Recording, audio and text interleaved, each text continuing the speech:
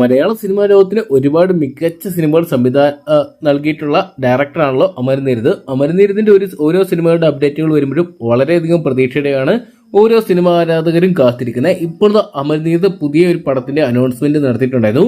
Big ബിയുടെ തുടർഭാഗം എത്തുന്നതിന് വേണ്ടിയാണ് സിനിമാ പ്രേമികൾ കാത്തിരുന്നതെങ്കിൽ ഇപ്പോൾ എത്താൻ പോകുന്ന ബാച്ചലർ പാർട്ടിയുടെ രണ്ടാം ഭാഗമാണെന്ന് ഇപ്പോൾ ഒഫീഷ്യലായിട്ട് അറിയിച്ചിരിക്കുകയാണ്.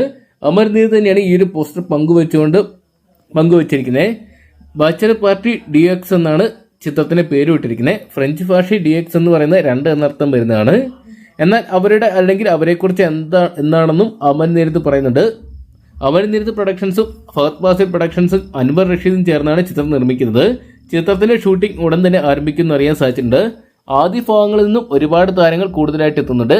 നസ്ലിൻ, സൗബിൻ ഷാഹിർ, ഷറഫുദ്ദീൻ, ശ്രീനാഥ് ബാസി എന്നിവരൊക്കെയും ചിത്രത്തിൽ കേന്ദ്ര കഥാപാത്രങ്ങളായിട്ട് എത്തുന്നത്. ടൊവിനോ തോമസും ചിത്രത്തിൽ ഒരു കമിയർ റോളെത്തുന്നുള്ള അപ്ഡേറ്റുകളും വരുന്നുണ്ട്. ആദ്യ ഭാഗത്തിൽ നമുക്ക് കാണാൻ സാധിച്ചിട്ടുണ്ടായത് ആസിഫ് അലി, റഹ്മാൻ, ഇന്ദ്രിയത്ത്, കലാഭവൻ, വിനായകൻ തുടങ്ങിയവരായിരുന്നു.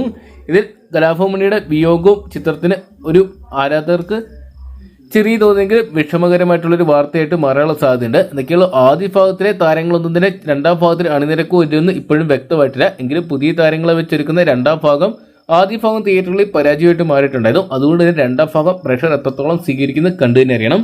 എന്തൊക്കെയാണ് കാത്തിരിക്കാം ബാച്ചലർ പാർട്ടി DX എന്ന് പറയുന്ന രണ്ടാം ഭാഗത്തിനായിട്ട്.